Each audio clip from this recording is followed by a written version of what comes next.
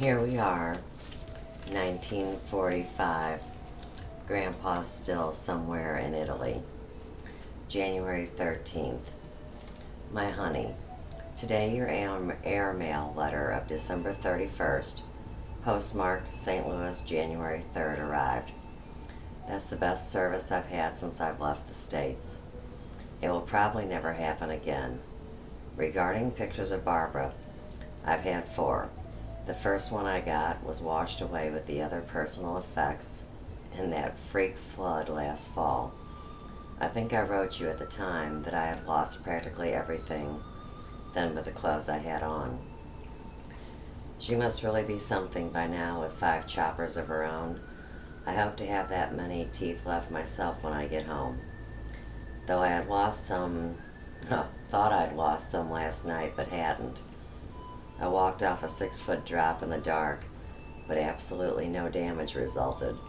Some time ago, one of our boys broke a leg, and because that sort of injury takes a long time to heal, he was evacuated to the States. My first thought as I picked myself up was running along those lines, but no luck. So you see, you needn't worry about me keeping healthy. My health was never better or worse, depending on the point of view. In my last letter, I wrote about having been in the home of an Italian woman who had numerous kids, one whom was a baby about 6 months old.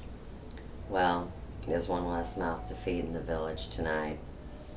I've seen a number of sights over here that I never care to see again, but that one touched me more than the others. Such funerals shouldn't be held from churches. They should be held from legislative chambers. In my opinion, that's where such crimes originate. Of course, it's not that simple. According to the papers, the home front is being reminded that reconversion is a bit premature. That is good news over here, where we've always known the war wasn't over yet. Don't take this letter seriously. I'm just blowing off steam. Yours, Red. January 18th. Hi, honey. Just received your Christmas Day letter. It came later than some you had written, since it gave me a pretty good word picture of the Christmas Barbara enjoyed, and the second consecutive one that you and I have just lived through. Well, now we can at least begin to dream about the one that's coming up. I'll try to be home for that one, but I would not offer any odds on it despite the terrific news of the past 48 hours from the Russian front. After all, the Russians have only their own people and territories to liberate, while the U.S. has all of the world except the U.S. to liberate. When I look at these hungry Pisanos, I sometimes doubt that they appreciate that fact. Their ox cart civilization, which doesn't seem to have changed much since the time of Caesar, is peculiar. It's very peculiar. Not very impressed at the enlightened ideas of modern political theories. They still attach fundamental importance to such simple things that mean literally food in a house. But when a native Italian expresses these words, they seem to convey a much deeper meaning than the simple literal translation. So much for Confucius, but just writing that name makes me wonder if the boys in the Pacific won't run into another obstinate viewpoint as they close in on that great philosopher's own backyard. I'll cut the philosophy for now. Barbara must have really hit the jackpot for Christmas. Could you manage a shot of her in that super-duper playpen? Maybe possibly later this spring outside. After all, it will still be almost spring when you get this. Save a print for my draft board. Again, honey, I'll write more cheerfully soon. Write more about Hazel, Grandma, and of course Barbara. February 1st. Still somewhere in Italy. Just got your letter of January 6th, and it picked me up considerably. Nothing much is happening here but the weather, for which I guess I should be thankful. But But you know me, I make my own life miserable than necessary by trying to second guess the generals, the politicians, etc., and that's not good for my own morale. The war news has been terrific, especially from the Russian front, but I'm sure Churchill and Roosevelt will do all they can to correct that situation when they meet with Stalin shortly. And while we're on the subject of dictators, I may as well get a word about Barbara. From Hazel, Burl's, and Grandma's recent letters, it is quite clear that she is ruling the Redbud Roost as undisputably as the big three are ruling the other half of the world. But with the 6 brand new teeth of her own, why should she take a back seat to 3 bush leaguers who between them haven't sprouted a single one of their own in decades? In fact, the last time I heard FDR on the radio, I could hear his denture lisp all the way over here in Italy. As the boys in the foxholes said when Claire Booth Luce visited a CP safely behind the lines over here recently, something will have to be done about the women when we get back. And undoubtedly things will be done, but not what the boys were referring to when the glamour gal from Congress was touring the front. I had a real spaghetti dinner in a Pisano home last week. It was very good and quite a relief from GI stuff. I felt like some kind of heel accepting it, seeing the margarine is really gold over here. The dinner was accompanied by the Italian version of squab, so you can appreciate what an occasion it was. Of course, the Italians don't eat squab as we do. They merely worship it. Multivino, of course. Always all yours, Red. March 25th. Still on a pass.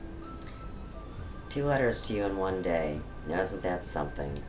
And it should prove to you just where my mind is when I have an opportunity to get it off this war business. I just walked out of the movie and it was a shaker. It wasn't worth my time even at the present prices for my time. No doubt Barbara is getting to be a much bigger girl than I can possibly appreciate or imagine. I've always felt sorry for the Parisians until tonight. With the weather warming up here, they are turning out with the wife, the kids, and the bambinos. And it's quite obvious that the Italian war has affected many of them much less than it has done to you, me, Grandma, and Barbara. I cut that line now and go out and watch them enjoy themselves some more. Spring is surely close.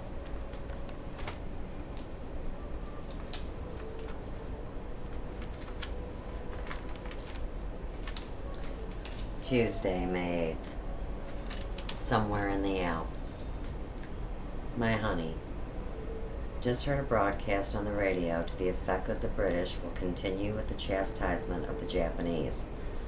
I just quote that BBC report to give you an idea of the lukewarmness of our victory celebration over here. Our celebration is just about as enthusiastic as the line above the BBC. Of course, we were known that the war in Europe is over, even without Truman, Churchill, etc., putting in the words of many cylinders a la Jane Ace. It is hard for us GIs to become hilarious at this time.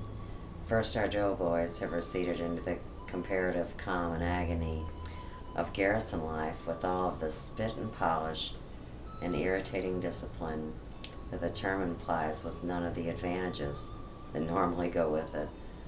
By that I mean that from now on we are expected to appear and conduct ourselves, from this moment and ever forevermore, it will seem, as true Hollywood versions of merit badge Boy Scouts. We will keep a shine on boots with a rough finish that the manufacturer never intended to be shined. We will change into dress uniform after evening chow. Dress uniforms that have been carefully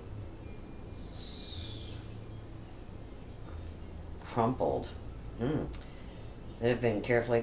into barracks bags for many months. Trousers will be creased if you have to create them with your teeth.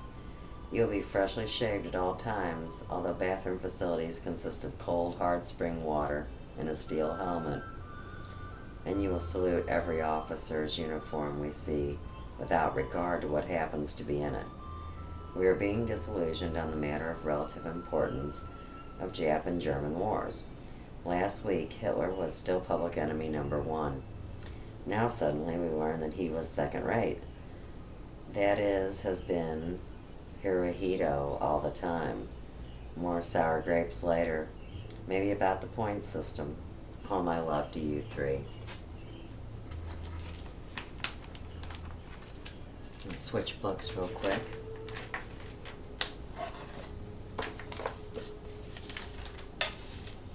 Probably we have about 10 albums here. June 8th. Still sweating it out in Italy. My honey and family. Yesterday, as if you didn't remember, was my 40th birthday. If it is true that a man is as old as he feels, I feel old enough to get out of this such of a sitching army. Now that the edition of Stars and Stripes, the GI newspaper, which is printed here in Italy, is allowed to print less sugar-coated news from the States, I read more and more about big-name characters and professional athletes being released or deferred from physical reason, and it certainly doesn't help my morale a bit. We had another one of those thorough physical examinations, at which the examining physician makes certain beyond any shadow of a doubt as to whether one is male or female, and nothing more, so help me. I don't think there is anything wrong with me that a trip home wouldn't fix, but that exam, like my overseas physicals at Fannin and Meade, wasn't worth the time it took me to dress and undress, and that's no exaggeration. Yet on the basis of it, thousands of guys from the theater will be shipped directly to the Pacific. As the hillbilly said when I asked him what was the book he was reading was about, he said, "It beats the shit out of me, bud." I had my expected trip to Venice postponed. Still hope to make it before I leave this part of Italy. Latest rumor has it that we, in the 88th Division, are to go into a joint bivouac and redeployment area on Lake Garda, just east of here, for this purpose of exchanging personnel and receiving replacements, after which one of the two divas will go to the Pacific via the States. Hope it's true. Sleeping 5 deep, locked up in a hold while officers and whacks dance on deck is no fun, but getting back to the States would be worth it.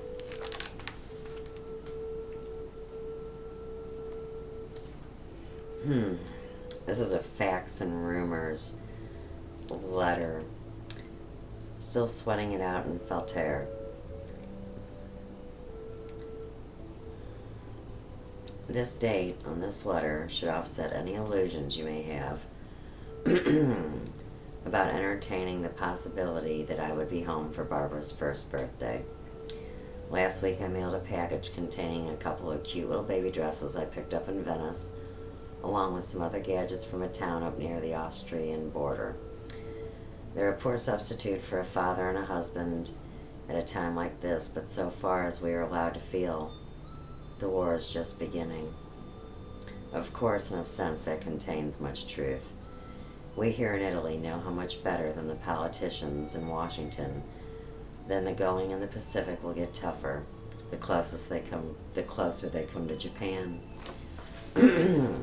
What is griping us most here just now is not the possibility of going to the Pacific, and fellows I know here up to 37 years old are already under orders on their way to the Pacific, but the fact that the Army still goes to devilish lengths to keep us confused concerning our fate. Until Germany fell, there was some excuse for such mysterious hocus-pocus.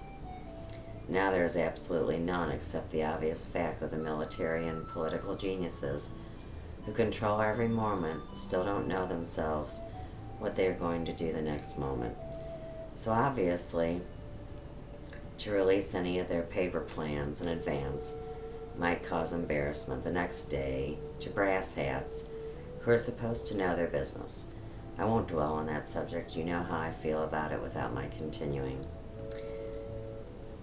But, just so that you may know as much as I do about my present status, I'll give you some facts and some rumors. Fact. The 85th is rapidly accumulating personnel with more than the critical 85 points by transferring low point men to other outfits in exchange for high point replacements.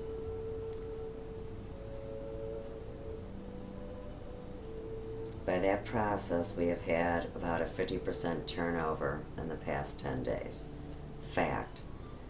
Many men in position to judge, that is in certain inside jobs at division headquarters, are pulling strings and brown-nosing in general to get transfers to higher echelons such as the Corps, the Corps, and Army HQ in the hope that they'll land with an occupation or redeployment organization in Italy or Austria and thus escape the Pacific. Personally, I'll make no such effort for several reasons. First, I'll never make a capable brown nose, even where a sure thing is involved. And second, I don't care to stoop so low on any uncertain thing. If I'm eventually shanghaied to the Pacific, I'd rather blame the Army for it than have to kick myself for having asked for it. Fact. Many ex-soda jerking officers in the 85th Division HQ, which means about 90% of the total brass here, are trying to get left in Italy, which leads me to believe that the 85th in name, at least, is returning to the States shortly. Rumor and opinion. That an 85th Division in name only, that is with few if any of its original personnel, will return to the States early in August to be demobilized for home front political purposes. By that I mean that the politicos would like to parade the 85th down 5th Avenue as the first selective service division to go into action, is being demobilized first for a well-earned rest, etc., etc. They would have to mention the fact that most of the 85th personnel have previously been shipped elsewhere. Good ballyhoo stuff. Rumor with some foundation. That no 85th man with less than 85 points will get on that gangplank for home with the division unless he has 85 points or more. And of course that includes 36693200. Personal opinion. That not many men who have been with combat outfits in Italy for more than a year, which also include myself, will go direct to the Pacific without a furlough in the States. The morale problem would be terrific, and they would have to build more stockades both here and on the boat. Of course, that they could do. There are more GI stockades in Italy than you could imagine. Also on the boat coming over, they had a well-populated brig before the boat pulled out of Newport News, and many of them had to be released on the way to make room for the new offenders.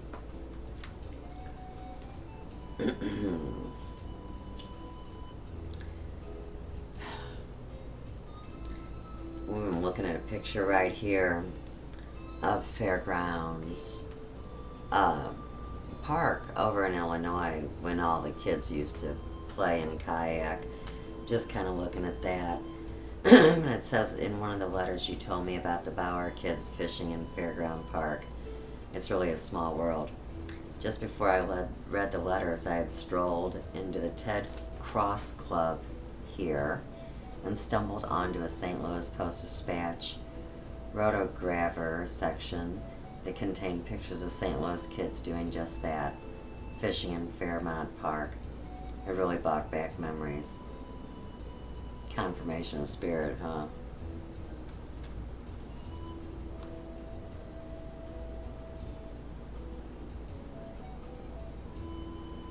I've about run out down for now, honey. Don't expect me before I tell you definitely that I'm on my way. I never loved you more, and this was never more anxious to get anywhere or anything in my life than I am right now to get back to you and Barbara, and I'll make it. But don't hold your breath.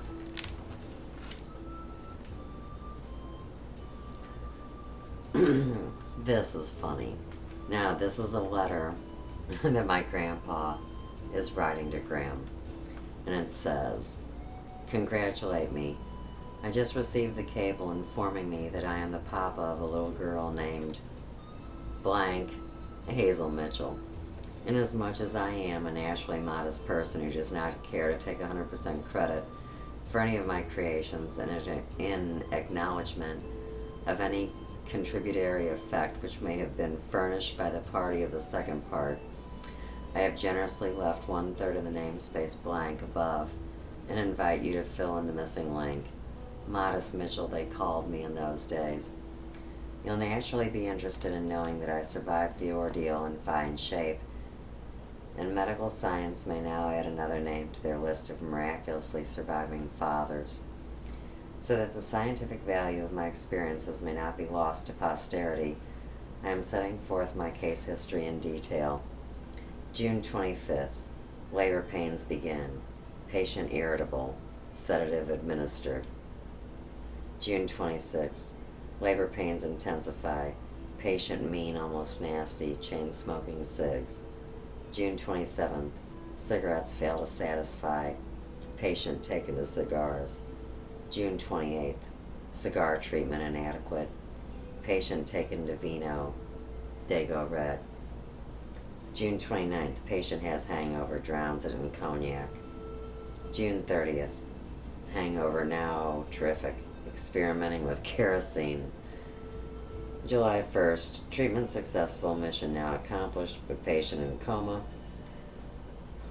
July 2nd through the 6th. Coma continues 1 week.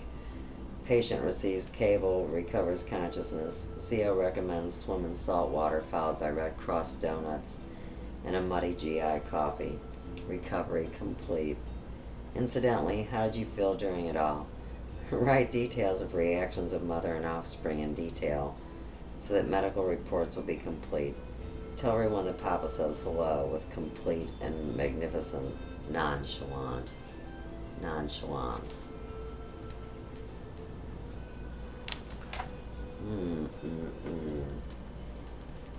Alright, July 15th.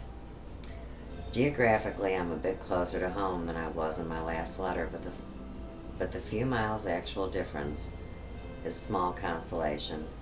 I'd still be willing to settle for a sure chance at a Christmas dinner at home. I'm enclosing a clipping from today's Stars and Stripes, which shows that a total of 28,604 men were shipped out of this theater to the U.S. in June. That's a wee bit more than 5% of the estimated 500,000 men who once were here. You don't have to be too sharp with figures to see at that rate it would take something like 20 months to get all the men out. Of course, I don't infer that it will take that long. In fact, SNS printed an article earlier to the effect that not more than 2,500 GIs would still be here in this theater by the end of the year, and that's hardly more than enough to handle the paperwork between the U.S. and Italian military governments. The 85th is now paired down to well under half strength through transfer or low point men to other outfits. By far the greatest part of the half strength is composed of men with high points who have come into the 85th in the past months. I am one of less than 5% of the original 85th as it was a month ago. I have been on movement orders a couple more times, but have been scratched as essential to the functioning of the division. I still consider it a very long chance that the essential tag will stick long enough for me to sneak on the boat with the 85th. I just missed a gravy train chance as an accountant with Allied Control Commission, but I'm not really sorry that I missed it. Anything connected with occupation or control, as that almost certainly means no less than another year in Europe. The latest dope over here is that the 10th mountain will move through the U.S. to the Pacific before the 85th moves. Men who left the 85th over 6 weeks ago with well over 100 points for immediate shipment home, they even expected to go by plane, are now going dock duty in Naples. And that includes 6 stripers, or men with highest possible rank under commission status. It is still rumored that the 85th will move in August, but I wouldn't bet they do, and I wouldn't bet that I don't move with them. Besides all that, it begins to look like now they are not going to do anything very soon about the men over 38. In fact, though the law has already been passed, we still have men with us who are over 40, who have applied for discharge as required, but whose applications are just being lost in mountains of red tape. The red tape becomes more mountainous by the minute. The boys are now working on another price gripe.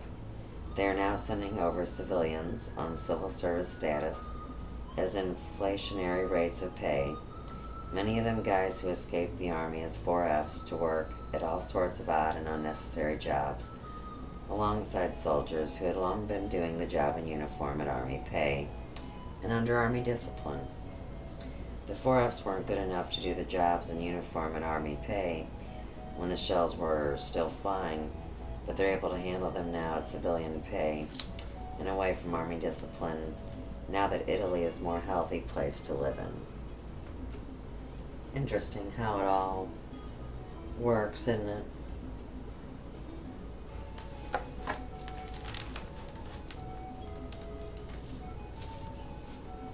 Where are we? Lost in the tunnels of time with my grandfather. We're going to August the 8th. August 7th. Rumors from the toilet. And these are V-mails. So, my honey and family, still a guest of Siano, Tuesday, August 7th, 1944. Latest rumor picked up in the latrine this morning is that we will be loading onto a boat a week from today. In fact, latrine lawyers even had a name of the boat, West Point.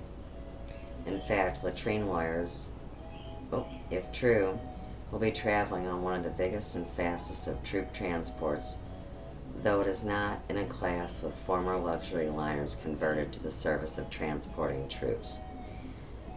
Even heard that what we'll wear on the boat, supposed to get on it in woolen ODs, change to fatigues, work clothes, for the trip across, then change to khakis, summer cottons, for marching off the boat at port of demarcation. That port will probably be just where we loaded on April 25th, 1944, in Hampton Roads, Chesapeake Bay, near Norfolk and Newport News, Virginia. Civilians will not be allowed to meet the boat, just in case you had any ideas of biting the dog, so to speak. However, and this is a big however, I may not be on that boat.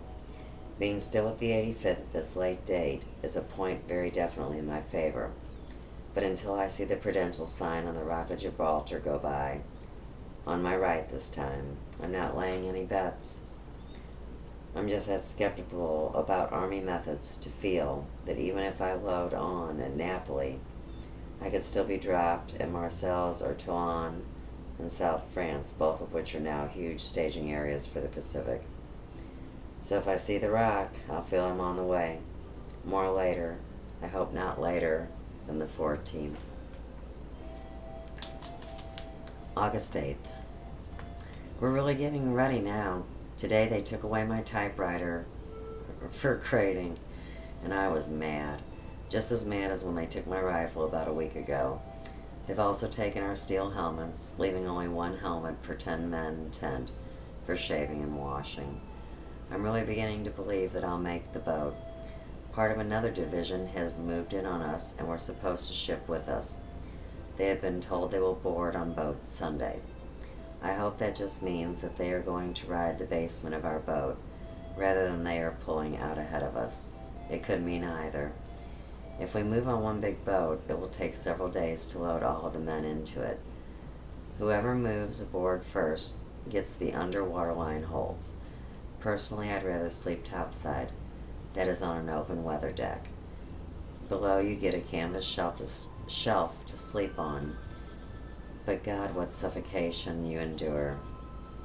That's the way I came over on the General Man.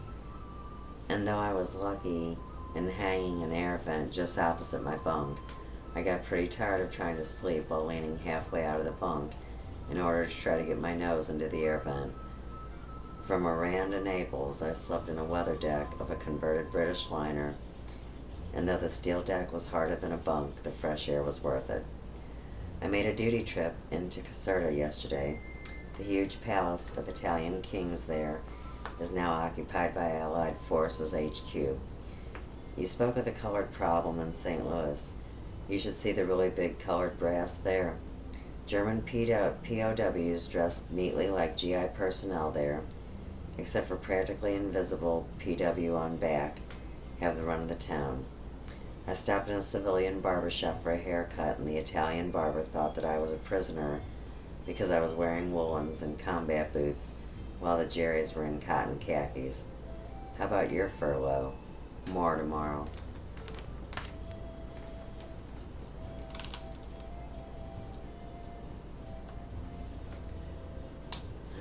August 9th.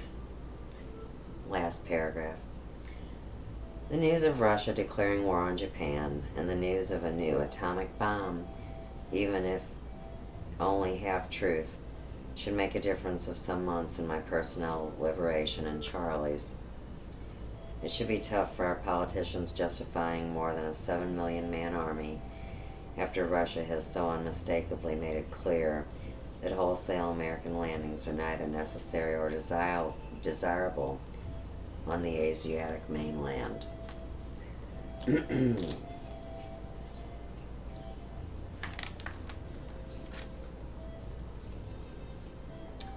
August 12th.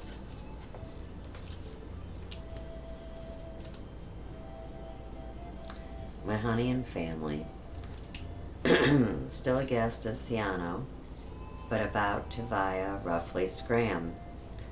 Like about 72 hours before we march up the gangplank, and about 96 hours before we sail. Today we filled in endless forms such as custom lists, baggage, tags, etc. We also turned in our guinea money, for which we will receive the real thing when we board the boat. It does look like I've made it, but anything could happen yet in any one of these 96 hours remaining. The news about Jap peace negotiations also brightens my hope for coming home on a discharge rather than a furlough. However, don't count on it. Although I have an education and a writer's spec number rather than a clerical classification, I'm beginning to sweat out possible conversations to cleric when I hit the States. Demobilization will legitimately increase the Army's clerical burden tremendously, and of course the big brass will find ways and means of further increasing it out of proportion to what is reasonable and necessary. Of course, WACs, new inductees, and civilian clerical employees could handle that kind of work just as well as returning veterans, but the Army may have other and more important reasons for wanting to hang on to the large number of men than the present military situations really require. Just heard a flash over the radio at the effect that as many as 6 million men may be released as soon as possible after VJ Day. Also just heard that the official date of VJ Day may be announced tomorrow. Just think, I very likely will be at home by September 1st, and maybe as a civilian. Get me at least one suit pressed. I'll need it in either case. How about your furlough? I'll wire you from my point of entry. It may be either New York or Newport News, Virginia. Always all yours, Red.